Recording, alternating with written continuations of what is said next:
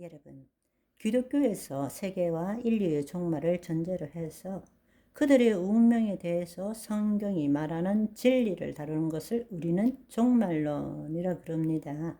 따라서 예수 그리스도의 재림과 인류의 부활, 최후의 심판, 새하늘과 새 땅, 이 모든 종말, 진행 과정을 밝히는 것이 종말론이라고 부르는 것입니다. 그런데 우리는 흔히들 종말론이라고 하면 성경의 마지막 부분에 있는 요한계시록을 떠올리게 되죠. 그리고 실제로 조직신학책을 보면 대부분의 신학책에는 마지막 부분에 종말론을 다루고 있습니다.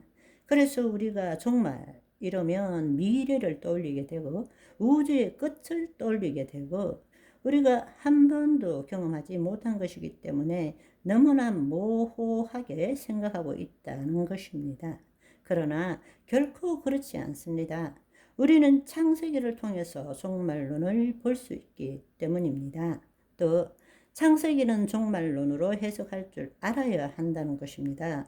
왜냐하면 종말론의 원형, 본래 하나님의 창조 목적이 완전히 이루어진 것이 종말론인데 사실은 그 일을 위해서 인간을 창조하셨는데 인간이 마귀 때문에 속아서 그 일을 이루지 못했지만 그 청사진이 어디에 있느냐?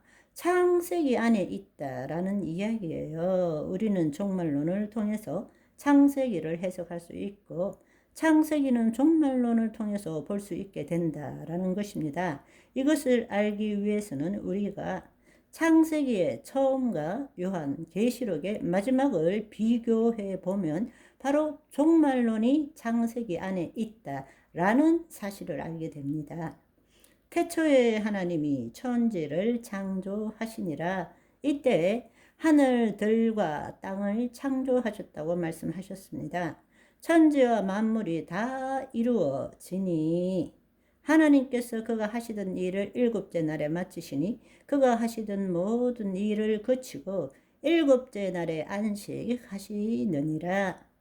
여호와 하나님이 동방에 에덴에 동산을 창설하시고 그 주신 사람을 거기에 두시니라. 여러분 잘 생각해 보시면 창세기 1장 26절에는 하나님이 온 땅을 창조하셨는데 놀랍게도 아담과 하와는 그 동편에 있는 에덴 동산에만 두셨다라는 이야기입니다. 따라서 그 에덴 동산에서 아담과 하와가 생육하고 번성함으로 에덴 동산이 온 땅에 이루어지기를 원하셨던 것입니다. 아멘.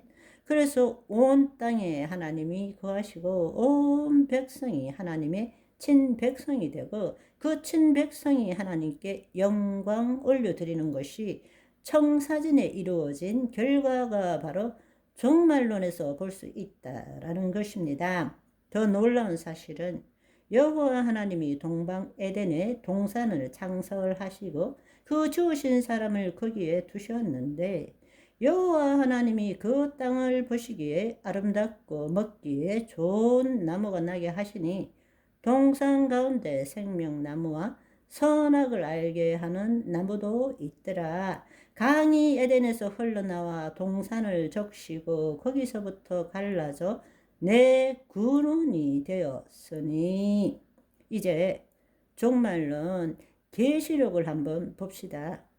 계시록 21장 1절에서 3절을 보시면 또 내가 새하늘과 새 땅을 보니 본래 하나님이 지으신 것이 하늘과 땅인데 마귀로 인해서 더럽혀졌기 때문에 다시금 그 땅을 정결하게 하시고 그 하늘을 정결하게 함으로써 새하늘과 새 땅이 되었다는 것입니다. 처음 하늘과 처음 땅이 없어졌고 바다도 있지 않더라. 또 내가 봄에 거룩한 성 새 예루살렘이 하나님께로부터 하늘에서 내려오니 그 준비한 것이 신부가 남편을 위해 단장한 것 같더라. 내가 들으니 보좌에 큰 음성이 이르되 하나님의 장막이 사람들과 함께 있음에 하나님이 그들과 함께 계시리니 그들은 하나님의 백성이 되고 하나님은 친히 그들과 함께 계셔서. 지금 이거 창세기 이야기하고 있는 거 아닌가요? 그쵸? 그 원형을 우리가 볼 수 있는 것입니다. 그러나 그 창조 목적이 완성되었을 때는 에덴 동산뿐만 아니라 온 땅이 새로워졌기 때문에, 온 하늘이 새로워졌기 때문에 새 예루살렘 성이 이 땅에 내려오는 거란 말입니다. 에덴 동산의 자녀들이 완성된 형태가 바로 요한계시록에 있다라는 이야기입니다. 더 놀라운 사실은 요한계시록 22장 1절에서 22절을 보시면 또 그가 수정같이 맑은 생명수의 강을 내게 보이니 하나님과 및 어린 양의 보호자로부터 나와서 길 가운데로 흐르더라. 강 좌우에 생명나무가 있어 12가지 열매를 맺되 달마다 그 열매를 맺으니 그 나무 잎사귀들은 만국을 치료하기 위하여 있더라. 에덴 동산에 있는 것이 저 새하늘과 새 땅에 다 있는 거예요. 생명나무가 있어요. 강이 생명수가 흐르고 있어요. 새하늘과 새 땅.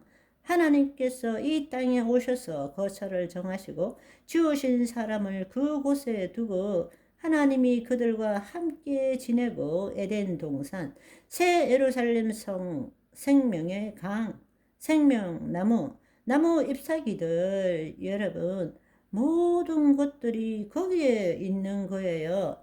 신약은 구약을 통해서 해석될 수 있고 구약은 신약을 보여주고 있다고 흔히들 말합니다. 이것의 가장 중요한 예를 들자면 우리는 창세기를 통해서 요한계시록을 볼 수 있는 것입니다. 또 요한계시록을 통해서 창세기를 볼 수 있게 된다는 것입니다. 그래서 요한계시록은 창세기를 통해서 해석되어야 하고 창세기는 요한계시록을 보여주고 있다라는 것입니다. 창세기는 하나님의 창조 목적이 달성되었을 때 완성된 천국의 청사진을 보여주고 있는 것이고 요한계시록은 바로 그 청사진이 실현된 것을 보여주고 있는 것입니다. 아멘. 오늘은 여기까지. 바이바이.